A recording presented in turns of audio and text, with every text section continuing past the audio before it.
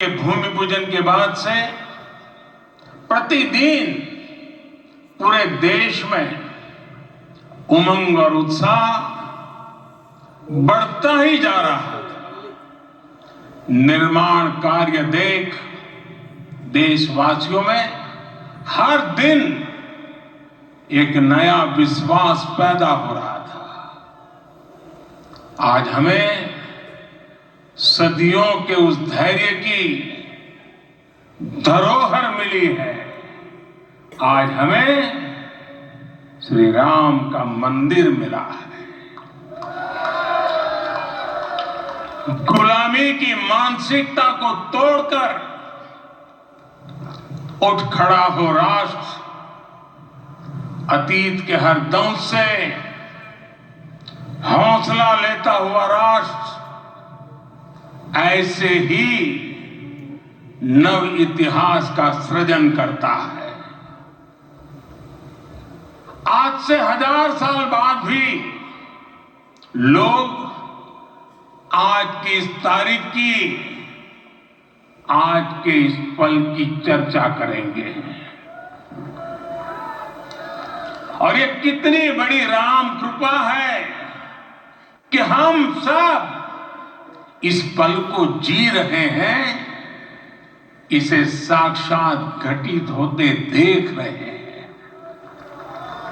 आज दिन दिशाएं, दिग दिगंत सब दिव्यता से परिपूर्ण है। ये समय सामान्य समय नहीं है। ये काल के चक्र पर सर्वकालिक शाही से अंकित हो रही अमिट स्मृति रेखाएं हैं। साथियों, हम सब जानते हैं कि जहां राम का काम होता है वहां पवन पुत्र हनुमान अवश्य विराजमान होते हैं। इसलिए मैं राम भक्त हनुमान और हनुमान गढ़ी को भी प्रणाम करता हूं। मैं माता जानकी, लक्ष्मण जी, भरत, शत्रुघ्न सबको नमन करता हूं। मैं पावन अयोध्यापुरी और पावन सरयू को भी प्रणाम करता हूं। मैं इस पल दैवीय अनुभव कर रहा हूं कि जिनके आशीर्वाद से ये महान कार्य पूरा हुआ है। वे दिव्य आत्माएं, वे दैवीय विभूतियां भी इस समय हमारे आसपास उपस्थित है। मैं इन सभी दिव्य चेतनाओं को भी कृतज्ञता पूर्वक नमन करता हूं। मैं आज प्रभु श्री राम से क्षमा याचना भी करता हूं। हमारे पुरुषार्थ, हमारे त्याग, तपस्या में कुछ तो कमी रह गई होगी कि हम इतनी सदियों तक ये कार्य कर नहीं पाए हैं। आज वो कमी पूरी हुई है।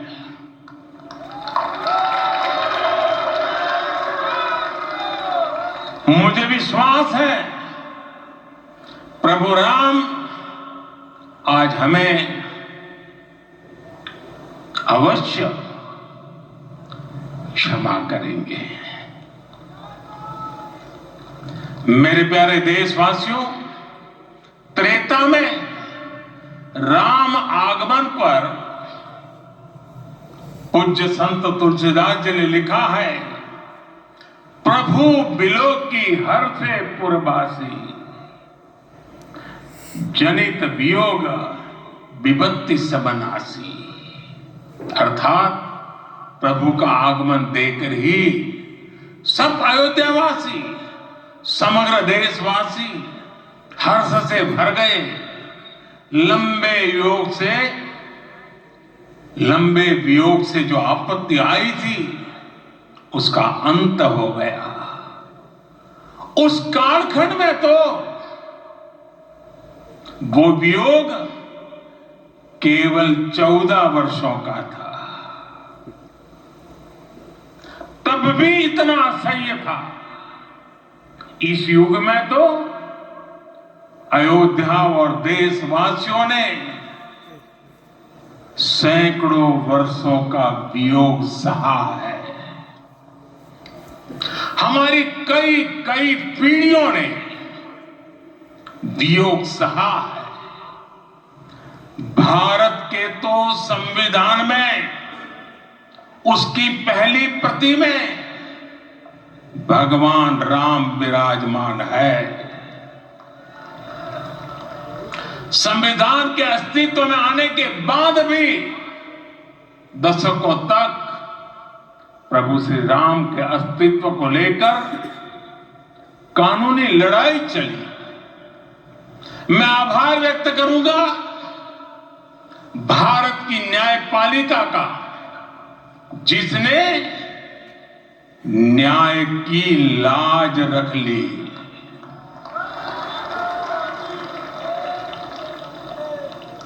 न्याय के पर्याय प्रभु राम का मंदिर भी न्यायबद्ध तरीके से ही बना। साथियों, आज गांव-गांव में एक साथ कीर्तन संकीर्तन हो रहे हैं। आज मंदिरों में उत्सव हो रहे हैं, स्वच्छता अभियान चलाए जा रहे हैं। पूरा देश आज दीपावली मना रहा है।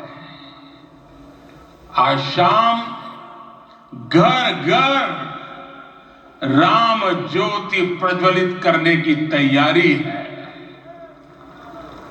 कल मैं श्री राम के आशीर्वाद से धनुषकोडी में राम सेतु के आरंभ बिंदु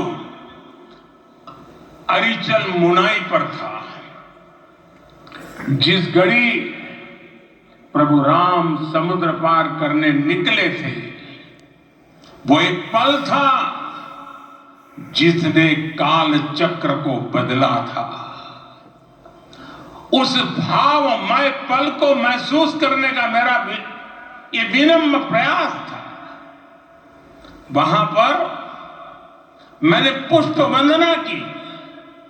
वहां मेरे भीतर एक विश्वास जगा कि जैसे उस समय काल चक्र बदला था, उसी तरह अब काल चक्र फिर बदलेगा और शुभ दिशा में बढ़ेगा।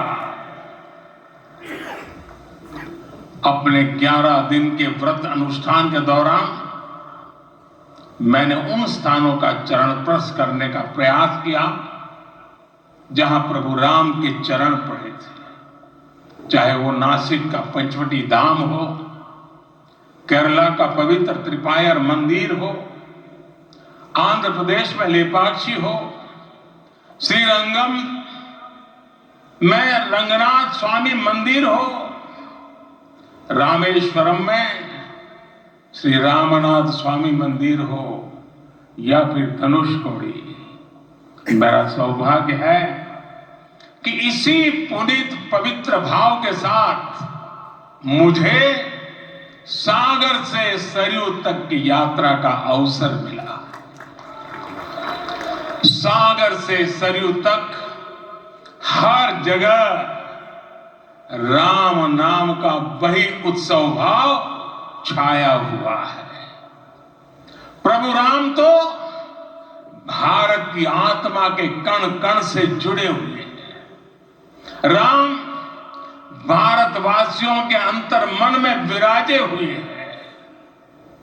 हम भारत में कहीं भी किसी की अंतरात्मा को छुएंगे तो इस एकत्व की अनुभूति होगी और यही भाव सब जगह मिलेगा।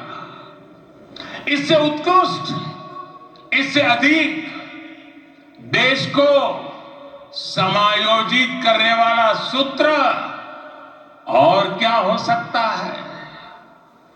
मेरे प्यारे देशवासियों, मुझे देश के कोने कोने में अलग अलग भाषाओं में रामायण सुनने का अवसर मिला है, लेकिन विशेषकर पिछले 11 दिनों में रामायण अलग अलग भाषा में अलग राज्यों से मुझे विशेष रूप से सुनने का मौका मिला। राम को परिभाषित करते हुए ऋषियों ने कहा है, रमन्ते यस्मिन् इति रामः, अर्थात जिसमें रम जाए वही राम है। राम लोक की स्मृतियों में, पर्वत से लेकर परंपराओं में सर्वत्र समाये हुए हैं। हर युग में लोगों ने राम को जिया है। हर युग में लोगों ने अपने अपने शब्दों में अपनी अपनी तरह से राम को अभिव्यक्त किया है और ये राम रस जीवन प्रवाह की तरह निरंतर बहता रहता है। प्राचीन काल से भारत के हर कोने के लोग राम रस का आचमन करते रहे हैं। राम कथा असीम है और रामायण भी अनंत है। राम के आदर्श, राम के मूल्य, राम की शिक्षाएं सब जगह एक समान है। प्रिय देशवासियों, आज इस ऐतिहासिक समय में देश उन व्यक्तित्वों को भी याद कर रहा है जिनके कार्य और समर्पण की वजह से आज हम ये शुभ दिन देख रहे हैं। राम के इस काम में कितने ही लोगों ने त्याग और तपस्या की पराकाष्ठा करके दिखाई है। उन अनगिनत राम भक्तों के, उन अनगिनत कार सेवकों के और उन अनगिनत संत महात्माओं के हम सब ऋणी हैं। साथियों, आज का ये अवसर उत्सवता का क्षण तो है ही, लेकिन इसके साथ ही यह क्षण भारतीय समाज की परिपक्वता के बोध का भी क्षण है। हमारे लिए ये अवसर सिर्फ विजय का नहीं, विनय का भी है। दुनिया का इतिहास साक्षी है कि कई राष्ट्र अपने ही इतिहास में उलझ जाते हैं। ऐसे देशों ने जब भी अपने इतिहास की उलझी हुई गांठों को खोलने का प्रयास किया, उन्हें सफलता पाने में बहुत कठिनाई आई, बल्कि कई बार तो पहले से ज्यादा मुश्किल परिस्थितियां बन गई। लेकिन हमारे देश ने इतिहास की इस गांठ को जिस गंभीरता और भावुकता के साथ खोला है, वो ये बताती है कि हमारा भविष्य हमारे अतीत से बहुत सुंदर होने जा रहा है। वो भी एक समय था जब कुछ लोग कहते थे कि राम मंदिर बना तो आग लग जाएगी। ऐसे लोग भारत के सामाजिक भाव की पवित्रता को नहीं जान पाए। रामलला के इस मंदिर का निर्माण भारतीय समाज के शांति, धैर्य, आपसी सद्भाव और समन्वय का भी प्रतीक है। हम देख रहे हैं ये निर्माण किसी आग को नहीं बल्कि ऊर्जा को जन्म दे रहा है। राम मंदिर समाज के हर वर्ग को एक उज्जवल भविष्य के पथ पर बढ़ने की प्रेरणा लेकर आया है। मैं आज उन लोगों से आह्वान करूंगा, आइए आप महसूस कीजिए, अपनी सोच पर पुनर्विचार कीजिए। राम आग नहीं है, राम ऊर्जा है। राम विवाद नहीं, राम समाधान है। राम सिर्फ हमारे नहीं है, राम तो सबके हैं। राम वर्तमान नहीं, सिर्फ वर्तमान ही नहीं, राम अनंत काल है। साथियों, आज जिस तरह राम मंदिर प्राण प्रतिष्ठा के इस आयोजन से पूरा विश्व जुड़ा हुआ है, उसमें राम की सर्वव्यापकता के दर्शन हो रहे हैं। जैसा उत्सव भारत में है, वैसा ही अनेक देशों में है। आज अयोध्या का यह उत्सव रामायण की उन वैश्विक परंपराओं का भी उत्सव बना है। रामलला की प्रतिष्ठा वसुधैव कुटुंबकम के विचार की भी प्रतिष्ठा है। साथियों, आज अयोध्या में केवल श्री राम के विग्रह रूप की प्राण प्रतिष्ठा नहीं हुई है, ये श्री राम के रूप में साक्षात भारतीय संस्कृति के प्रति अटूट विश्वास की भी प्राण प्रतिष्ठा है। ये साक्षात मानवीय मूल्यों और सर्वोच्च आदर्शों की भी प्राण प्रतिष्ठा है। इन मूल्यों की, इन आदर्शों की आवश्यकता आज संपूर्ण विश्व को है।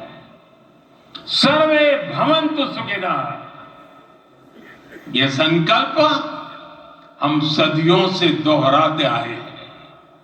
आज उसी संकल्प को राम मंदिर के रूप में साक्षात आकार मिला है।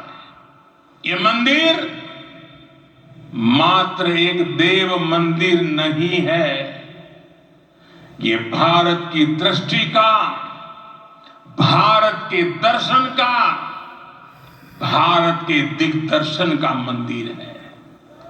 ये राम के रूप में राष्ट्र चेतना का मंदिर है।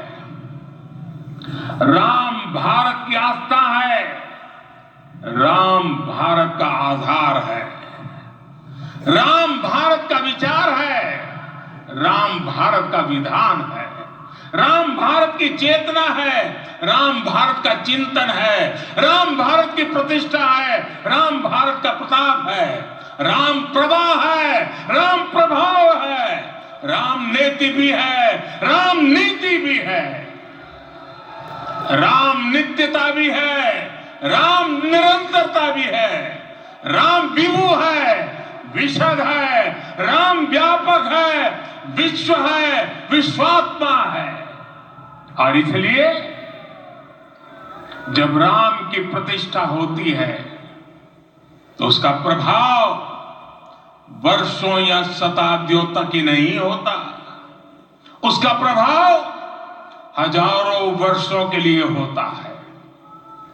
महर्षि वाल्मीकि ने कहा है, राज्यम 10 सहस्राणि प्राप्य वर्षाणि राघव, अर्थात राम 10,000 वर्षों के लिए राज्य पर प्रतिष्ठित हुए, यानी हजारों वर्षों के लिए राम राज्य स्थापित हुआ।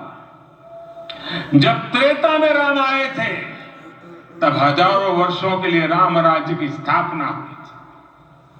हजारों वर्षों तक राम विश्व पथ प्रदर्शन करते रहे थे। और इसलिए मेरे प्यारे देशवासियों, आज अयोध्या भूमि हम सभी से, प्रत्येक राम भक्त से, प्रत्येक भारतीय से कुछ सवाल कर रही है। श्री राम का भव्य मंदिर तो बन गया, अब आगे क्या? सदियों का इंतजार तो खत्म हो गया, अब आगे क्या? आज के इस अवसर पर जो दैवीय आत्माएं हमें आशीर्वाद देने के लिए उपस्थित हुई हैं, हमें देख रही हैं, उन्हें क्या हम ऐसे ही विदा करेंगे? नहीं, कदापि नहीं। आज मैं पूरे पवित्र मन से महसूस कर रहा हूं कि काल चक्र बदल रहा है। ये सुखद संयोग है कि हमारी पीढ़ी को एक कालजयी पथ के शिल्पकार के रूप में चुना गया है। 1000 वर्ष बाद की पीढ़ी राष्ट्र निर्माण के हमारे आज के कार्यों को याद करेगी। इसलिए मैं कहता हूं, यही समय है, सही समय है। हमें आज से, इस पवित्र समय से अगले 1000 साल के भारत की नींव रखनी है। मंदिर निर्माण से आगे बढ़कर अब हमें सभी देशवासी यही इस पल से समर्थ, सक्षम, भव्य, दिव्य भारत के निर्माण की सौगंध लेते हैं।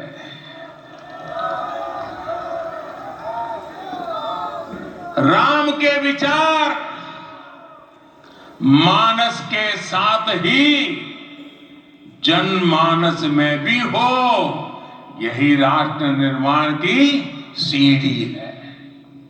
साथियों, आज के युग की मांग है कि हमें अपने अंतःकरण को विस्तार देना होगा। हमारी चेतना का विस्तार देव से देश तक, राम से राष्ट्र तक होना चाहिए। हनुमान जी की भक्ति, हनुमान जी की सेवा, हनुमान जी का समर्पण, ये ऐसे गुण हैं जिन्हें हमें बाहर नहीं खोजना पड़ता। प्रत्येक भारतीय में भक्ति, सेवा और समर्पण के भाव समर्थ, सक्षम, भव्य, दिव्य भारत का आधार बनेंगे। और यही तो है देव से देश और राम से राष्ट्र की चेतना का विस्तार। दूर सुदूर जंगल में, कुटिया में जीवन गुजारने वाली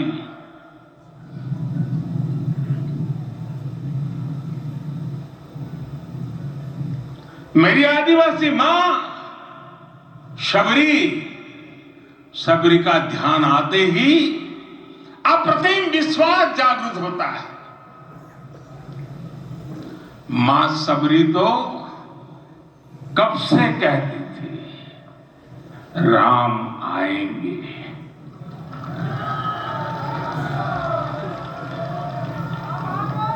प्रत्येक भारतीय में जन्मा यही विश्वास समर्थ, सक्षम, भव्य भारत का आधार बनेगा। और यही तो है देव से देश और राम से राष्ट्र की चेतना का विस्तार। हम सब जानते हैं कि निषाद राज की मित्रता सभी बंधनों से परे है। निषाद राज का राम के प्रति सम्मोहन, प्रभु राम का निषाद राज के लिए अपनापन कितना मौलिक है, सब अपने हैं, सभी समान है। प्रत्येक भारतीय में अपनत्व की, बंधुत्व की ये भावना समर्थ, सक्षम, भव्य, दिव्य भारत का आधार बनेगी। और यही तो है देव से देश और राम से राष्ट्र की चेतना का विस्तार। साथियों, आज देश में निराशा के लिए रत्ती भर भी स्थान नहीं है। मैं तो बहुत सामान्य हूं, मैं तो बहुत छोटा हूं। अगर कोई ये सोचता है तो उसे गिलहरी के योगदान को याद करना चाहिए। गिलहरी का स्मरण ही हमें हमारी इस हिचक को दूर करेगा, हमें सिखाएगा कि छोटे बड़े हर प्रयास की अपनी ताकत होती है, अपना योगदान होता है। और सबके प्रयास की यही भावना समर्थ, सक्षम, भव्य, दिव्य भारत का आधार बनेगी। और यही तो देव से देश और राम से राष्ट्र का, राष्ट्र की चेतना का विस्तार। साथियों, लंकापति रावण प्रकांड ज्ञानी थे, अपार शक्ति के ध्यानी थे, लेकिन जटायु जी की मूल्य निष्ठा देखिए। वे महाबली रावण से भिड़ गए। उन्हें भी पता था कि वो रावण को परास्त नहीं कर पाएंगे, लेकिन फिर भी उन्होंने रावण को चुनौती दी। कर्तव्य की यही पराकाष्ठा समर्थ, सक्षम, भव्य, दिव्य भारत का आधार है। और यही तो है देव से देश और राम से राष्ट्र की चेतना का विस्तार। आइए हम संकल्प लें कि राष्ट्र निर्माण के लिए हम अपने जीवन का पल पल लगा देंगे। राम काज से राष्ट्र काज, समय का पल पल, शरीर का कण कण राम समर्पण को राष्ट्र समर्पण के ध्येय से जोड़ देंगे। मेरे देशवासियों, प्रभु श्री राम की हमारी पूजा विशेष होनी चाहिए। ये पूजा स्व से ऊपर उठ करके समष्टि के लिए होनी चाहिए। ये पूजा अहम से उठकर वयम के लिए होनी चाहिए। प्रभु को जो भोग चढ़ेगा वो विकसित भारत के लिए हमारे परिश्रम की पराकाष्ठा का प्रसाद भी होगा। हमें नित्य पराक्रम, पुरुषार्थ, समर्पण का प्रसाद प्रभु राम को चढ़ाना होगा। इनसे नित्य प्रभु राम की पूजा करनी होगी, तब हम भारत को वैभवशाली और विकसित बना पाएंगे। मेरे प्यारे देशवासियों, ये भारत के विकास का अमृत काल है। आज भारत युवा शक्ति की पूंजी से भरा हुआ है, ऊर्जा से भरा हुआ है। ऐसी सकारात्मक परिस्थितियां फिर न जाने कितने समय बाद बनेगी। हमें अब चूकना नहीं है, हमें अब बैठना नहीं है। मैं अपने देश के युवाओं से कहूंगा, आपके सामने हजारों वर्ष की परंपरा की प्रेरणा है। आप भारत की उस पीढ़ी का प्रतिनिधित्व करते हैं जो चांद पर तिरंगा लहरा रही है। वो 15 लाख किलोमीटर की यात्रा करके सूर्य के पास जाकर मिशन आदित्य को सफल बना रही है। जो आसमान में तेजस और सागर में विक्रांत का परचम लहरा रही है। अपनी विरासत पर गर्व करते हुए आपको भारत का नव प्रभात लिखना है। परंपरा की पवित्रता और आधुनिकता की अनंतता, दोनों ही पथ पर चलते हुए भारत समृद्धि के लक्ष्य तक पहुंचेगा। मेरे साथियों, आने वाला समय अब सफलता का है। आने वाला समय अब सिद्धि का है। ये भव्य राम मंदिर साक्षी बनेगा भारत के उत्कर्ष का, भारत के उदय का। ये भव्य राम मंदिर साक्षी बनेगा भव्य भारत के अभ्युदय का, विकसित भारत का। ये मंदिर सिखाता है कि अगर लक्ष्य सत्य प्रमाणित हो, अगर लक्ष्य सामूहिकता और संगठित शक्ति से जन्मा हो, तब उस लक्ष्य को प्राप्त करना असंभव नहीं है। ये भारत का समय है और भारत अब आगे बढ़ने वाला है। शताब्दियों की प्रतीक्षा के बाद हम यहां पहुंचे हैं। हम सब ने इस युग का, इस कालखंड का इंतजार किया है। अब हम रुकेंगे नहीं, हम विकास की ऊंचाई पर जाकर ही रहेंगे। इसी भाव के साथ रामलला के चरणों में प्रणाम करते हुए आप सभी को बहुत बहुत शुभकामनाएं। सभी संतों के चरणों में मेरे प्रणाम। सियावर रामचंद्र की, सियावर रामचंद्र की, सियावर रामचंद्र की।